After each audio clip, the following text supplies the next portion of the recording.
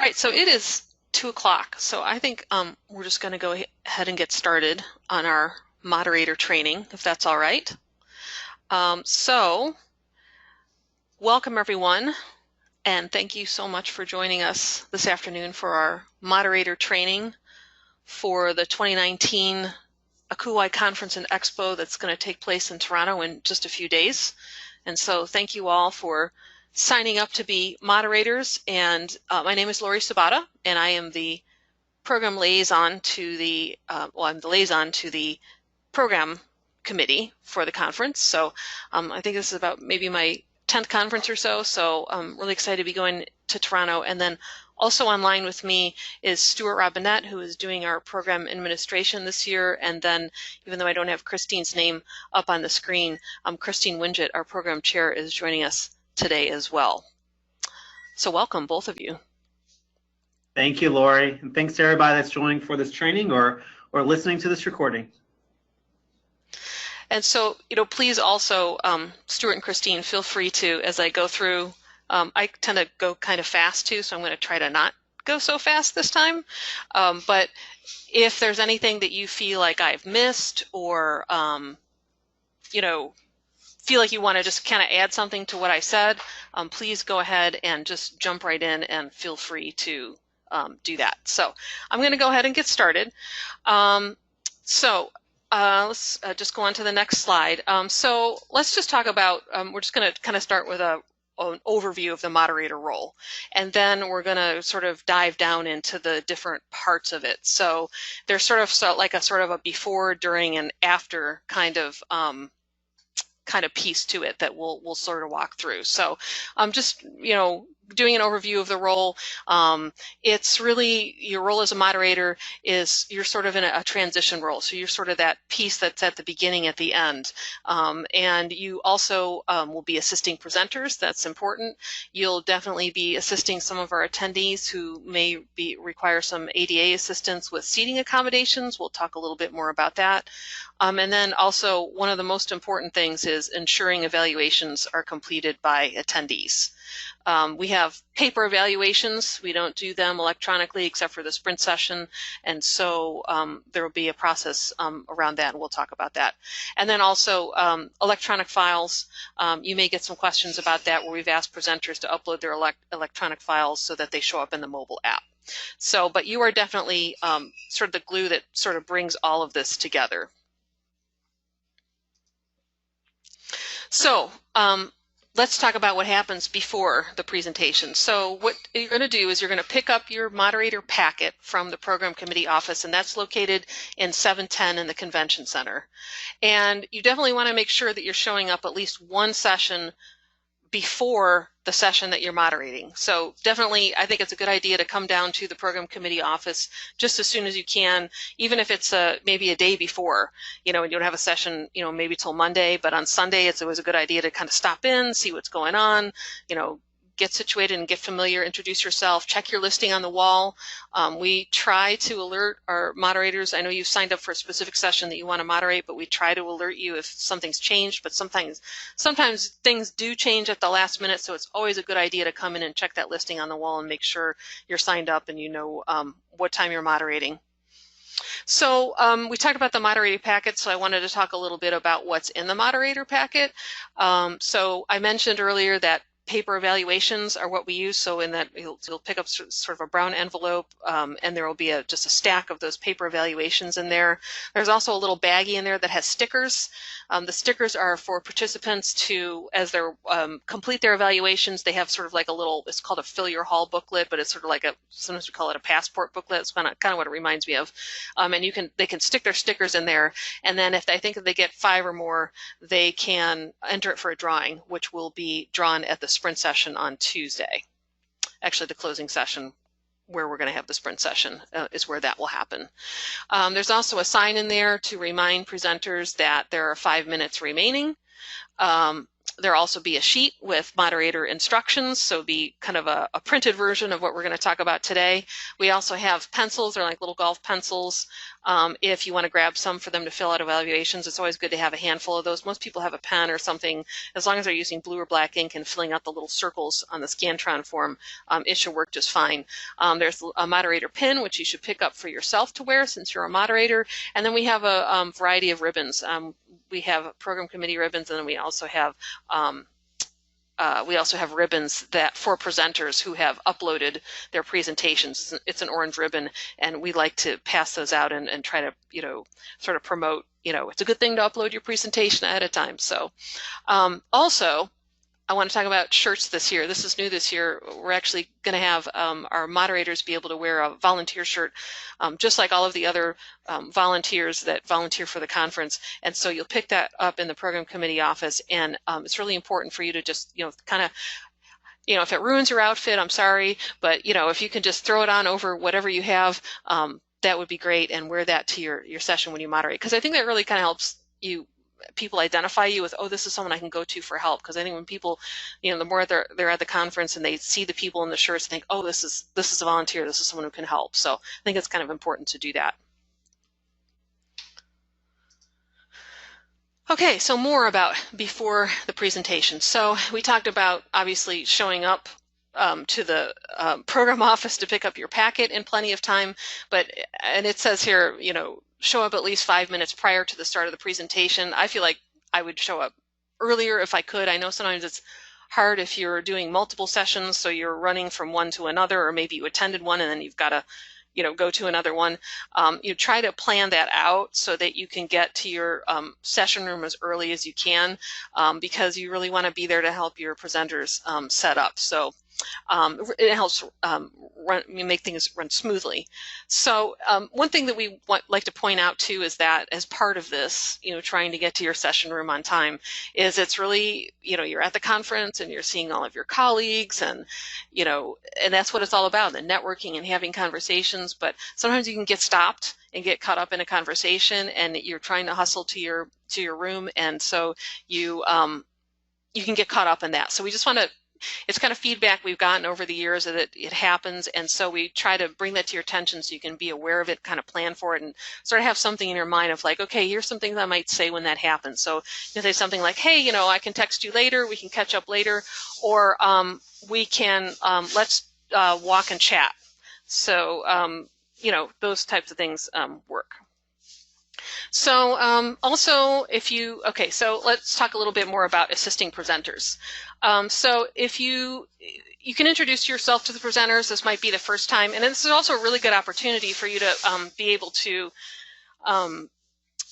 know your presenters and help calm their nerves, and you may be meeting them for the first time, so it's a really nice opportunity to be able to do that. And then also make sure that they're getting their presentation set up okay, and offer them any kind of assistance if they need assistance. One of the big things that comes up are IT issues, so you can tell them to, if an IT issue comes up, a lot of times it's they've forgotten a dongle, or maybe something's not working right, or they have a video and they're trying to get it to play. Definitely come to the program committee office and we'll get you some assistance. Also, another thing you can do is you'll sort of get used to seeing, we actually have a tech company, and you'll see our AVSC people walking around, and you'll get really used to seeing them walking around, and you can also grab them in the hall and say, hey, I'm having a problem, can you help my presenter?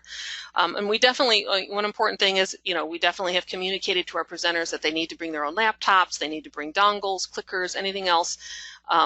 We do have a small quantity of those in the AVSC office and our IT tech office that we'll be able to help people with if they've forgotten something.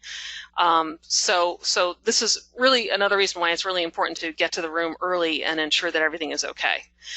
Definitely tell them that you're going to have your 5-minute warning sign that you're going to hold up for them. Definitely welcome the attendees as they come in, help them with any seating accommodations. We do have some ADA seating actually accommodations that are going to be up to the front of the room. We're going to have a few chairs removed.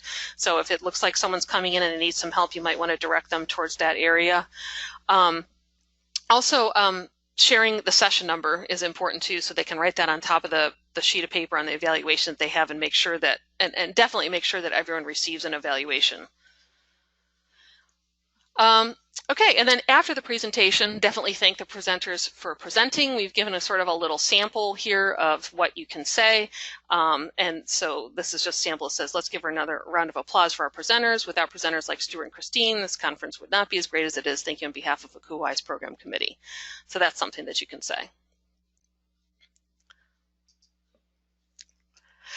So after the presentation, obviously try to make sure that you can get as many attendees as possible to complete evaluations.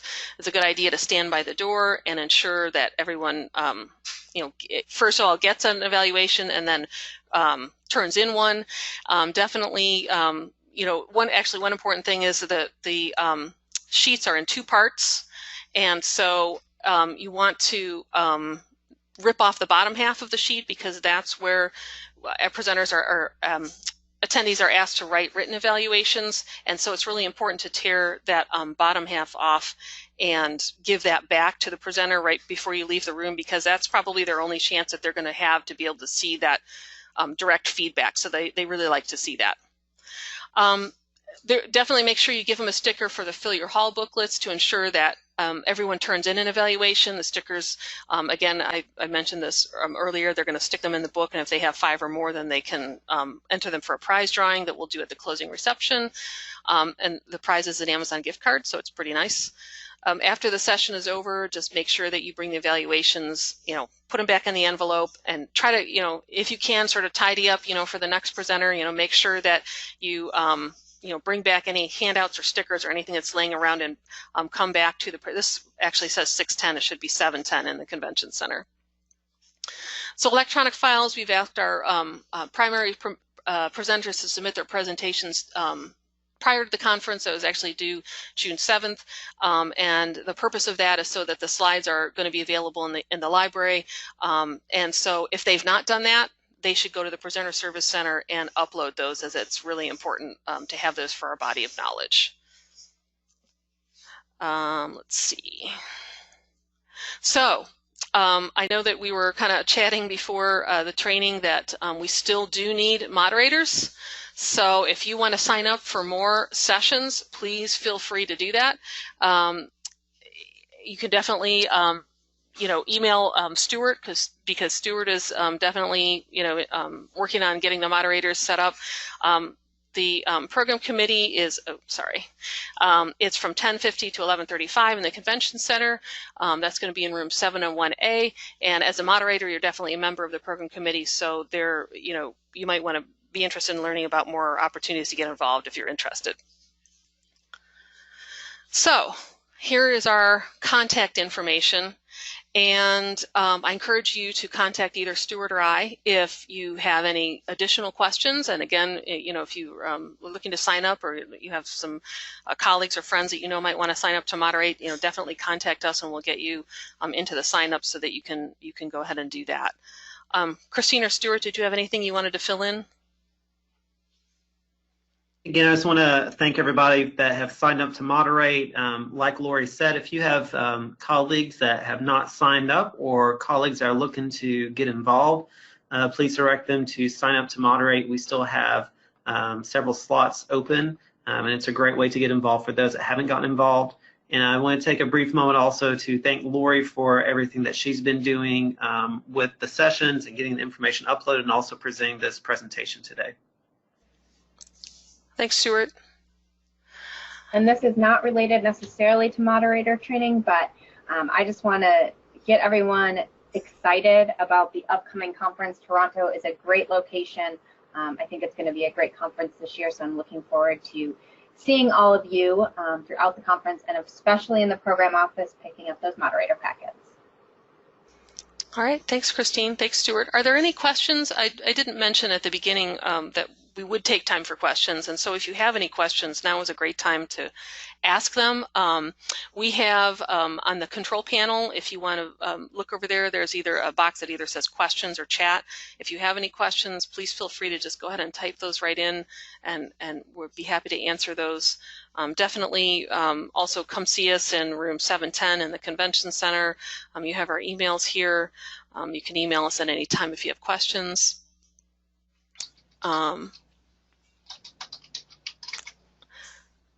So someone asked a question about moderating sessions back to back. You can. It's probably that's a challenge to do that, but you can. You can actually kind of work it so that if you're going to moderate sessions back to back, you can pick up your packets. You don't a couple at a time, so you don't have to pick one up and then come back to the office and then pick up the other one.